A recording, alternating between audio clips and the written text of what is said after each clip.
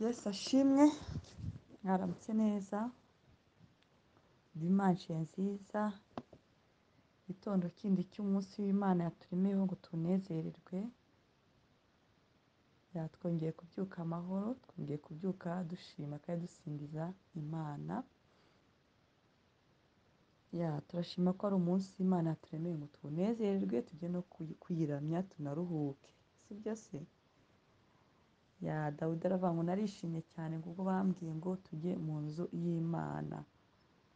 Ni ukuri nanjye iyo ngiye kujya mu nzu y'Imana ndanezerwa, uzi ko ntangira kubyumva ku munsi ubanza, ku wa gatandatu mba numva mfite ibyishimo nk'uko ndi bujye mu nzu y'Imana, nkumva mbese mfite nk'ahantu ndi bujye, urumva bakubwiye nawe ngo urajya guhura n'umwami cyangwa na perezida, wumva unezerewe, utekereza imyenda uri bwambare, utekereza uko yaso, kandi ugasanga ufite umutima uri excited, atari ukuvuga ngo urajya kwibwira ibi n'ibi, ahubwo ukumva unejejwe gusa no kuza kujya mu nzu y'Imana. Noneho si nk'iyo ufite gahunda kuri uwo munsi, nkanjye naraye nibaza ukuntu ufite gahunda ndi bubihuze bigahura, nkabwira Imana, Mana ufashe wowe bibe nk'uko ubishaka kuko ndashaka kujyayo, gahunda iyo ari yose bihure n'uko njyayo, ugasanga gahunda ufite irahura neza n'iyo saha. Uwiteka ajya adushoboza, mu nzu y'Imana harimo ubwiza, nk'uko Imana igeze abimbwira ati mu nzu y'Imana umuntu yambara ubwiza. Mwibuke ko hari abantu batunzwe n'isengesho rya dimanche gusa, ajya mu rusengero ku cyumweru akazongera gusubirayo ku cyumweru, urumva ukuntu biba bigoye umuntu imbaraga z'umwuka kugira ngo zizabe muri we intambara. Ariko hari abantu bajya mu nzu y'Imana ku cyumweru, n'abatajyayo, harimo abatajyayo babyuka bajya muri siporo. Bibiliya iravuga ngo kwitoza k'umubiri ngo kugira umumaro ugize gute, ngo kugira umumaro ariko si kugira ngo kwitoza kugira umumaro ariko si umumaro mwinshi, ariko kwitoza k'umwuka kugira umumaro w'ubu bugingo n'uwuzaza nabwo, sibyo? Yego, so mugire ishyaka ryo kujya guterana, ibintu byose bitubuza guterana tujye tubishyira ku ruhande. Ni ukuri ndababwiza ukuri ntacyo bimaze. Njye naje gusanga gahunda zose nagiye nkora ku cyumweru ntagiye mu nzu y'Imana zikunda kumfira ubusa. Kereka wenda urwaye ukajya kwa muganga, ariko akenshi guterana tujye tubiha agaciro. Ni twebwe tuba dukeneye kujya guhura n'umwami, ariko ni ikimenyetso cyo kubaha Imana. Ijambo ry'Imana rivuga Yesu Kristo amaze kuvuka bajya kumwerekana, Simeyoni amaze kumuterura avuga ati agakiza kageze muri Isiraheli, ngo Bibiliya iravuga kuri Luka 2:36 avuga ngo hariho n'umuhanuzikazi witwaga Ana mwene Fanuweli wo mu muryango wa Asheri, yari umukecuru wa kera, amaze gushyingirwa yamaranye n'umugabo we imyaka 7, noneho amara imyaka 84 ari umupfakazi, ngo yahoraga mu rusengero aramya Imana, yiyiriza ubusa asenga ku manywa na nijoro. Uyu mudamu yari umukristo cyane, Imana izaduhe ino boldness. Muri uwo mwanya nawe araza ashima Imana, avuga ibya Yesu, abibwira bose bari bategereje gucungurwa kw'i Yerusalemu. Murumva, yahoraga mu rusengero aramya Imana, yiyiriza ubusa asenga ku manywa na nijoro, ntiyajya aruhuka, yari umupfakazi, yigeze ajya mu bindi bintu, banza yarapfakaye nta n'umwana agira kuko yapfakaye ari muto cyane, ngo yamaze imyaka 84 ari umupfakazi. Murumva ukuntu uyu muntu yari afite amavuta. Buriya hari abera b'Imana benshi batanditswe, batigeze bandikwa ngo wumve ngo muri lisite y'abizera, ariko ureba nk'uyu mukecuru, imyaka 84 ari mu rusengero. So hano nashaka kugira ngo mbabwire ngo mu rusengero umuntu yambikwa amavuta, yambikwa ubwiza kandi amenya amakuru. None se niba yaramenye ibya Kristo muri icyo gihe, yari muri bake bari babizi, nubwo byari byaranditswe. Reba nawe ibintu byari byanditswe imyaka 400 n'ingahe gatambuka, abantu bari babona ko ari ibintu bidafite agaciro, bari baranabyibagiwe, ariko we ngo yarahagurutse ababwira ibya Yesu. Umwami Imana yari yaramubwiye ko hagiye kuza umucunguzi. None se mu gihe umucunguzi ataraza, Imana ikaguhishurira iby'umucunguzi, wumva uba utari warabanye nawe nayo? Eh, iyo Imana ubanye nayo nta kiguhisha. Ni ukuri kw'Imana nta kiguhisha. Niyo waba uri muri season iri seke yumye, yohereza abahanuzi, ikoresha inzozi, ikoresha ibimenyetso, nayo ubwayo iriyizira ikaza kukubwira. Ni uko uri kumwe nayo. Aburahamu ngo yari inshuti y'Imana, ariko kuri iyi si hari n'izindi nshuti z'Imana nyinshi. Nanjye ndimo nanjye ndimo ndi inshuti y'Imana. Njya mba nkunda kubibasubiramo ngewe nuko mpura n'ibigeragezo byinshi. Ibigeragezo ntaho bihuriye no kuba inshuti y'Imana, no kuba ukundana n'Imana. Ahubwo wowe iyo umeze gutyo, Satani akugirira nabi cyane. So ndabararikira rero gukunda urusengero, ugakunda n'imirimo y'urusengero, ugakunda buriya na doctrine ntabwo ari mbi iyo uzikoze zirimo umwuka w'Imana, sibyo? Kuko bituma tujya ku murongo nabyo. Kuvuga uti ngiye mu rusengero, ndazindutse ngiye mu rusengero, rya sengesho rya mbere basengera, gahunda z'urusengero, abapasiteri, igihugu, nze kuba ndi muri abo bantu. Ngiye mu rusengero, making sure ko intebe zose zitondetse. Bantu b'Imana mukunda umurimo w'Imana, ntawe ubabwiye ngo mujye gutondayo buri munsi, ariko umunsi nyirizina tujye tujyayo. Ngiye mu rusengero kuramya Imana, nzamurira Imana amaboko nyibwire ngo Uwiteka urakwiriye gushimwa. Ngiye mu rusengero nicare numva ijambo ry'Imana, kandi ninajyayo Mana njyane n'ituro ryo gushima Imana se y'ibyiza yakoze. Ituro ushobora no kuvuga uti Mana kuko ngukunda njyana ituro mu nzu yawe.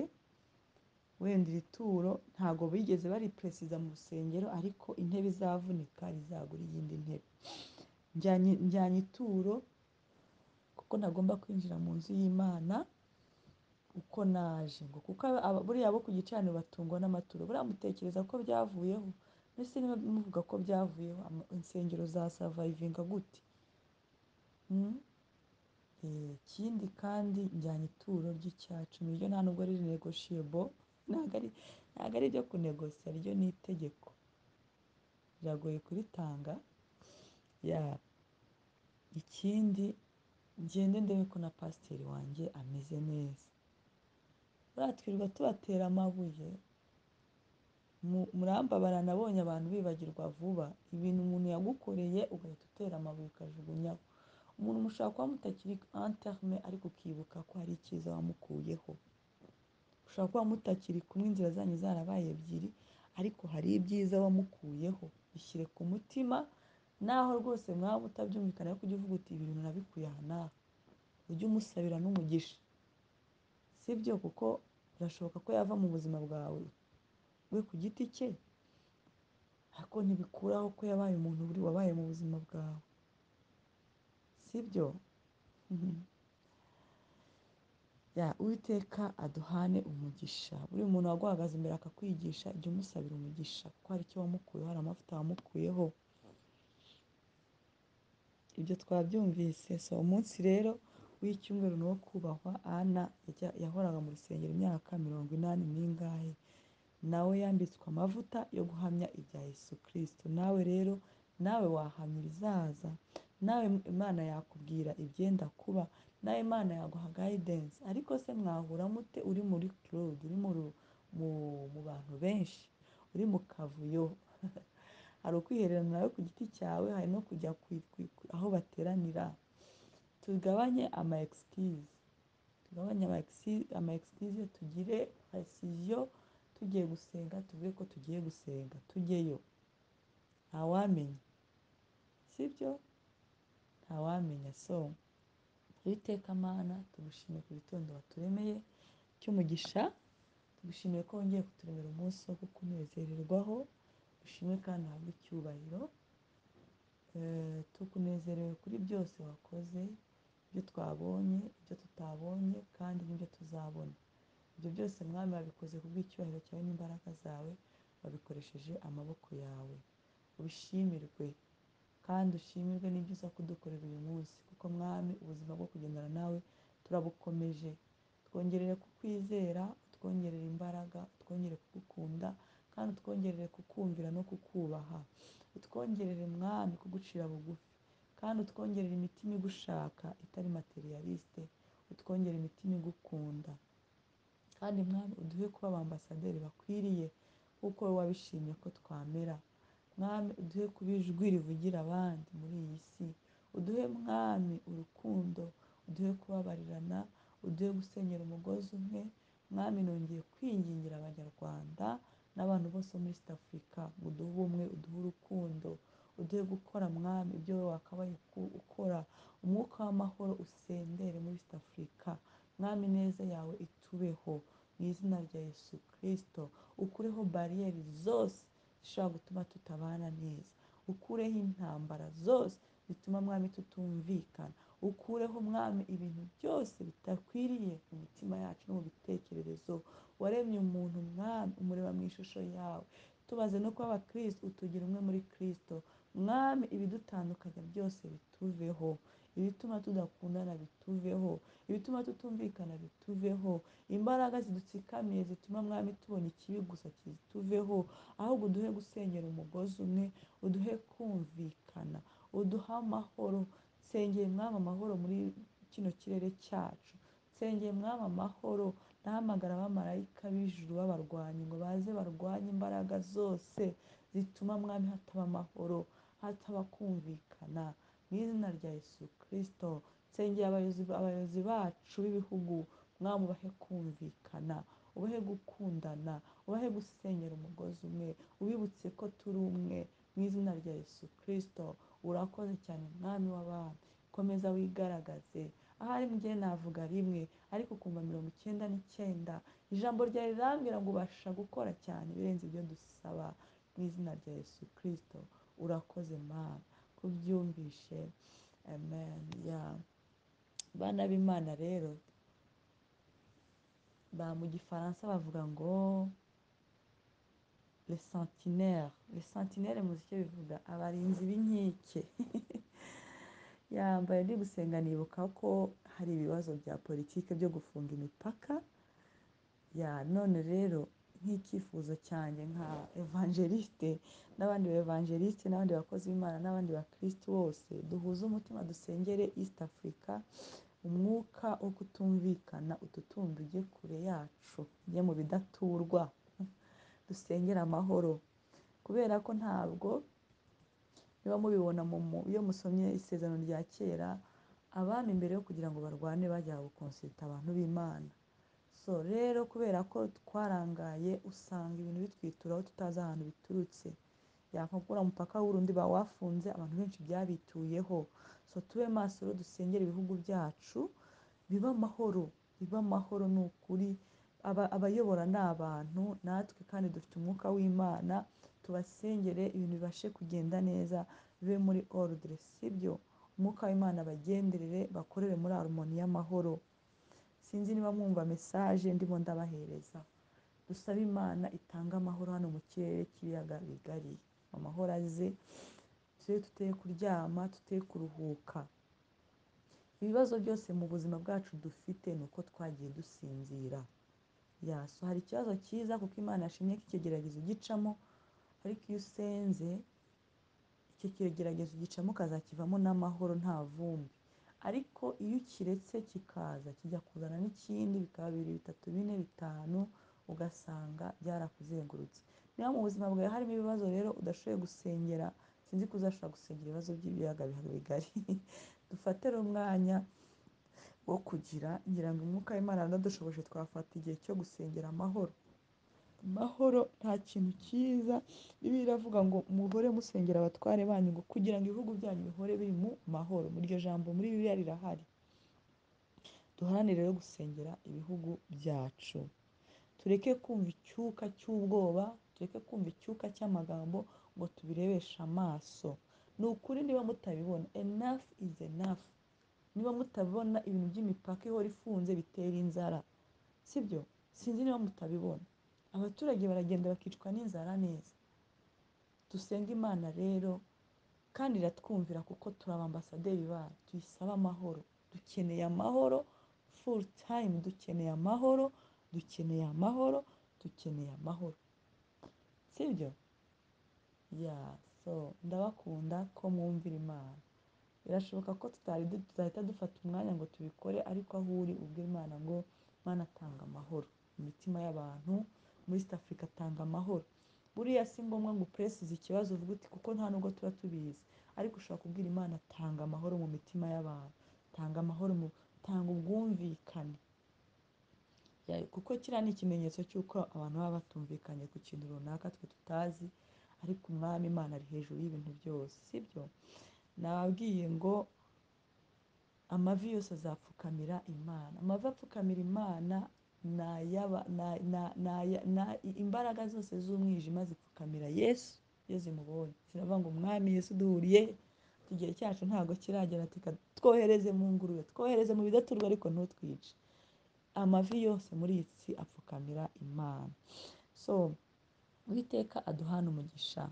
Tugeze ku kintu, ku rindi tegeko rya Yesu Kristo. Amategeko ya Yesu Kristo uyashaka wese afata amayevanjiri uko ari ane akayasoma. Yesu akunda kuvuga ngo mwumvise ko bavuze ngo ariko njye ndavuze ngo. Yari azi neza ko ibyo avuze bizandikwa bikigwa ahantu hose. Ntabwo nabagaruye mu mategeko, ntangira ino topic narababwiye ngo umwuka w'Imana nanyemerera ndayigisha, umwuka w'Imana aranyemereye. Kabiri ndababwira ngo ndashaka kubabwira ko amategeko ya Mose atandukanye n'amategeko ya Kristo. Amategeko ya Mose yaje n'ubundi amategeko ya Kristo ahari, kuko itegeko rya Kristo ryo kwizera ryahawe Aburahamu. Noneho kubera ko abantu babaye abatagonda ijosi, umwami Imana abashyiriraho amategeko. Ntabwo yari amategeko meza, ni amategeko yo kuvumwa. Ni amategeko avuga ngo nudakora iki uzamera gutya kandi ntuzanababarirwa. Ariko amategeko ya Kristo aratangira avuga ngo yemwe abarushye n'abaremerewe munsange, ngo kuko umutwaro wanjye utaremereye, ngo kandi ngende umugwaneza. Ni ukuvuga ngo bisaba kumwizera gusa akakwikorera umutwaro, munyikoreze imitwaro yanyu, hanyuma mukumva ibyo atubwira. Niba umwana wo muri maternelle, njya mbona umwana wanjye mutoya ataha afata iyo agitaha ataranarya akuramo marete agakora devoir, nkamubwira se wanze ukarya ukaroga ngo yango tica ataje atazankubita. Amategeko ye mubereye amategeko. Niba umwana muto ashaka kwiga amategeko y'ishuri akayazamukana kandi akayakurana ngo tica yavuze gutya, amategeko ya Kristo arimo ubugwaneza ntabwo yatunanira kandi turi bakuru, sibyo? Na Kristo akubwira ngo nyizera gusa, nyizera nta kindi. Mbese urizeye? Nyizera nzagushoboza kureka icyaha, nyizera nzagushoboza gukunda mugenzi wawe. Ni Kristo ubigukoreramo kuko wowe ntiwabishobora. Niyo mpamvu amategeko ya Mose yananiye abantu, ariko iyo hajemo inyoroshyo yitwa Kristo ibintu byose birashoboka. Tugenda tuyibukirana rero, tuyibukirana. Ndagira ngo mbabwire ko abantu bose batabona umwanya w'ijambo ryo kubisoma, ariko mbararikira ngo umuntu ukunda Imana yakwigomwa. Nigeze kuba ndi gufunga inkweto nsohotse, numva ijwi rirambwiye ngo hari umuntu wakundaga kunsaba amafaranga nkajya nyamuha nitotomba. Noneho numva ijwi rirambwiye ngo none se ngo utandukane he na Nyamutunzi? Ngo iki? Mutandukaniye ni se Nyamutunzi gute? Ati se Nyamutunzi ntuzi ko yahaga Lazaro ibyasigaye ku meza? Ati nawe utanga ibyasagutse kandi ukabitanga witotomba. None se ibintu uhereza uriya muntu ubundi biramukiza? None se we biragukenesha? Mwuka Wera agiye kukuganiriza anyura mu ijambo. Niyo mpamvu abantu benshi bakunda kuvuga ngo baravuga ngo Imana iramubwira. Ni ukuri nujya mu ijambo nawe Mwuka Wera azatangira kukubwira. Cyane cyane ko uzarijya mufite biti yo gukunda Imana. Iyo urisomye nk'inyuguti rikubera inyuguti, ariko iyo urisomye mu mwuka rikubera umwuka, sibyo? Ryambara ubuzima. Mwuka Wera mu gihe cya mbere akuganiriza aciye mu bahanuzi, mu nzozi, ariko iyo usomye ijambo ry'Imana akuganiriza aciye mu kuri, kuko ijambo ry'Imana ni ukuri. Hano rero Yesu aravuga ngo ntimukiganyire, ngo nicyo gituma mbabwira nti ntimukiganyire, ngo mutekereze ubugingo muti tuzarya iki. Iri jambo iyo rije mu mwuka wawe rikaza ryambaye imbaraga, riragukorera, kuko ubuzima bwacu bwose duhora duhinze imitima. Muri we Ikinyarwanda we yavuze ngo ni ukubunza imitima. Ntimukabunze imitima. Kubunza imitima ni ugufata umutima ukawukura mu mutima wawe ugasohoka, ukagira ubwoba bw'ubuzima. Ngo mutegereze ubugingo muti tuzarya iki, cyangwa muti tuzanywa iki. Ntimwiganyire ngo mutekereze iby'umubiri wanyu ngo tuzambara iki. Mbese ubugingo ntiburuta ibyo kurya, ese ubugingo bwacu, umwuka uri muri twe nturuta ibyo kurya? Ngo umubiri nturuta imyambaro? Nimurebe ibiguruka mu kirere, ntibiba, ntibisarura, ntibihunika mu bigega, kandi so wo mu ijuru arabigaburira nabyo. Ese ntituruta ibishwi byinshi, turuta inyoni nyinshi? Abamarayika baribaza ati se umwana w'umuntu ni iki ko wamuremye, wamuremye ni Dawidi wabyibajije, no mu baheburayo barabivuga ngo umwana w'umuntu ni iki. Ese ntituruta ibishwi byinshi, turuta n'abamarayika? ngo mwese ntibiruta cyane, ninde muri mwe wiganyiye wabasha kwiyunguraho umukono umwe? Bibiliya y'Ikinyarwanda iravuga ngo ninde muri mwe wiganyiye wabasha kongera kurama ku gihe cyose azabaho? Wakwiyongeraho kurama? Ngo none se ikibaganyisha imyambaro ni iki? Mutekereze uburabyo bwo mu gasozi uko bumera, ntibuhinga, ntibugira umurimo, ntibuboha imyenda, kandi ndababwira yuko Salomo mu bwiza bwose atarimbaga nk'akarabyo kamwe ko muri ubu. Ariko Imana ubwo yambika ubwatsi bwo mu gasozi ityo buriho none ejo bukajugunywa mu muriro, ntizarushaho kubambika mwabafite kwizera guke mwe? Yesu yongeye ako kantu ati mwabafite kwizera guke mwe. Muri Bibiliya y'Ikinyarwanda bavuga ngo niko Yesu avuga ngo nuko ntimukiganyire mugira ngo tuzarya iki, cyangwa ngo tuzanywa iki, cyangwa ngo tuzambara iki, kuko ibyo byose abapagani barabishaka. Bibiliya iravuga ngo umwami Imana afundura ikiganza cye kimwe cy'iburyo ngo agahaza ibiri mu isi yose. Ntabwo ahaza bamwe, ahaza n'abapagani n'abatamuzi n'inyoni n'ibyatsi byose. Noneho wowe mwana w'Imana, niho Yesu yabajije wa mugore w'umunyamahanga aramubaza ati se ibiryo by'abana bihabwa imbwa? Ni ukuvuga ngo mu bwami harimo pirivileje y'abana b'Imana. Uko byagenda kose harimo pirivileje y'abana b'Imana. Iyo usoma ibyago byagiye kuba kwa Farawo, Bibiliya isoza ivuga buri cyago cyararangiraga avuga ngo i Gosheni nta rubura rwahageze i Gosheni ntabwo higeze haboneka umwijima. I Gosheni ibibazo byose byabaye muri Egiputa ntabwo byageze i Gosheni, kandi i Gosheni wari umujyi umwe nawo wo muri Egiputa. Ndagira ngo mbabwire ko abana b'Imana baba i Gosheni, abana b'Imana bari mu bwihisho bwayo. Gusa Imana ijya yemera ko duca mu butayu ariko ikatugaburirirayo, sibyo? I Gosheni ntabwo higeze hagira gute, ntabwo higeze haboneka inzara. Tumwizere niba twaramwizeye. Ubuzima bw'umwana w'Imana ntabwo bushobora gutandukana no kwizera. Nawe se reka nguhe nk'urugero, reba imyaka itambutse wagiye uhangayika ariko ukabona ibintu biratambutse. Kabiri, ntabwo wigeze ukorwa n'isoni. Ni ukuri kw'Imana ntabwo wigeze ukorwa n'isoni. Hari ikintu kikubaho ukavuga ati iki kintu nikijya hanze sinzongera gutambuka mu bantu, ariko Imana ikagikuraho neza, ahubwo ikarushaho kuguhereza imbaraga zo guhagarara mu bantu bakakumva, bakavuga ati yo yahuye n'ibibazo disi. Ariko ni ukuri Imana yaritamuye. Byose Imana ibikora ku bw'icyubahiro cyayo. Ntabwo birangira bavuze ngo nguriya wahuye n'ibibazo gutya. Kereka abapagani bahora baguteza iminsi, ariko abana b'Imana baravuga ngo Imana yaritamuruye. Imana rero yari izi neza ko ubuzima bwacu burimo kwiganyira, twibaza ngo tuzanywa iki, tuzarya iki, tuzambara iki. Arangije aravuga ati se Imana niba ibasha kwita ku ndabyo zipfa, ikita ku bishwi utamenya n'ukuntu, muzarebe amadokimenteri y'inyamaswa, ujya kubona ukabona intare iraje irebye mu mparage zirayifashemo kamwe irakariye. Ariko Imana ifite ukuntu iturinda. Ibyari kutwica byari byinshi. Bibiliya y'Ikinyarwanda yambwiye amateka ya Daniyeli. Muri iyi Bibiliya yera ntabwo birimo, ariko Bibiliya y'Ikinyarwanda hagiye harimo ibindi bitabo bitigeze bibamo hano, simbararikiye ngo mujye kubyitaho, ariko harimo amateka ya Daniyeli. Daniyeli yazize iki? Daniyeli yazize ko atabashije kunama ngo asenge izo mana zabo. Noneho abakarudayo bajya kumurega ku mwami w'uhera Dariyo, umwami Dariyo. Ariko Dariyo mu mutima we hajya hazamo akantu ko guturambura, akavuga ati ariko uyu muntu. Arangije Daniyeli ngo bamushyira mu rwobo rw'intare. Intare ntizigeze zimurya, zaramurebye gusa ahubwo zitazumva zirahaze. No muri Bibiliya birimo, ariko muri Bibiliya y'Ikinyarwanda bisobanura neza. zaramurebye zumva zirahaze, sibyo? Noneho umwami araza aramubaza se daniyeli uracyari muzima? Asanga daniyeli aracyari muzima. Imana rero ibasha no kuturindira mu rwobo rw'intare. Njyewe ni ukuri yagiye indindira mu rwobo rw'intare kenshi. Mwa bantu mw'Imana iguhaye umuhamagaro, satani arakurwanya.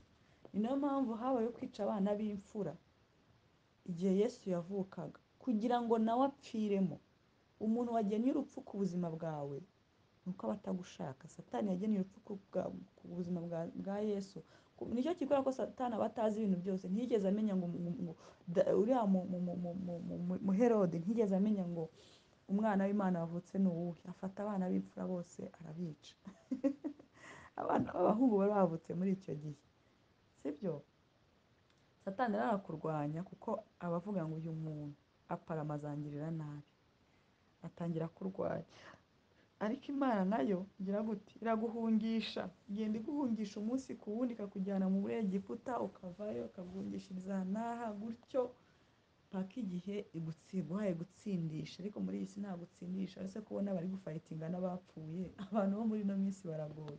Ukabaho hari ibyiza bakubonyeho, ariko wamara no gupfa bagakomeza kugufayitinga. Abantu b'Imana mujye muba maso. Iyo hagiye kuba ikintu cyiza Imana igiye gukora muri icyo kinyejana, satani akoresha inama n'ingabo ze. Muzajye mufungura amaso. Kandi satani afite kapasite yo gufata ikirere cy'umwuka cy'umuntu akacyangiriza, akakubeshyera. Yari igihe umuntu yigeze ambeshyera ndi gusenga mu ijoro, ariko gatanu numva ijwi rirambwiye ngo andi ikirere cyawe satani yagifasha, agiye kuguhumanya. Ku rwego abantu 10 bavuga ngo none se kanaka ko bavukana yamubeshyera. Kandi nta hantu icyo kintu kigeze kiba. Ikirere cy'umwuka akacyanduza, ukunyuze hose bakanushana, dore wa muntu, dore wa muntu, dore wa muntu. Niyo mpamvu Yesu yavuze ngo musenge ubudasiba mutagwa mu moshya. Ntabwo ari amoshya yo kuva mu byaha gusa, kugira n'isi y'umwuka wanyu batayanduza, batayihumanya. Bayihumanya ushaka gusanga financially baraguhumanyije, ntacyo kibona, abantu ntibakigukunda, ibintu byose ntibigenda, ukagira ngo uri mu kigeragezo cy'Imana, naho satani yahagurukije ingabo impande enye zose. Uratambuka ugasa nkaho wiyanduje, kandi nta kintu wakoze. Abantu bose bakakureba bati byagenze biti. Karagaciyemo. Niyo mpamvu tugomba kuba maso. Bantu b'Imana, iyi morning prayer ntabwo ari iya anje, idufitiye umumaro twese, kubera ko iduha kugira ngo turindwe n'Imana mu masaha aza kuza tutazi, n'ibiza kubaho tutazi. Ukabona moto zirakubitanye, wowe ukuguru gusa ugutambutsa hirya, moto zirimo ziregukana, ibiki bibaye. Marayika yahise akureskinga kuko muri komande y'igitondo wari urimo. Ibaye ndende cyane. Mwami Yesu, urinde abana bawe muri uyu munsi w'icyumweru, bahe kujya kukuramya. Kandi Mwami, wumve ibiri ku ndima y'umutima wabo, uringaniza ahataringaniye, bagenda ugendane nabo, banatahutane nabo, kandi umugisha wawe ababeho. Mu izina rya Yesu Kristo, amen.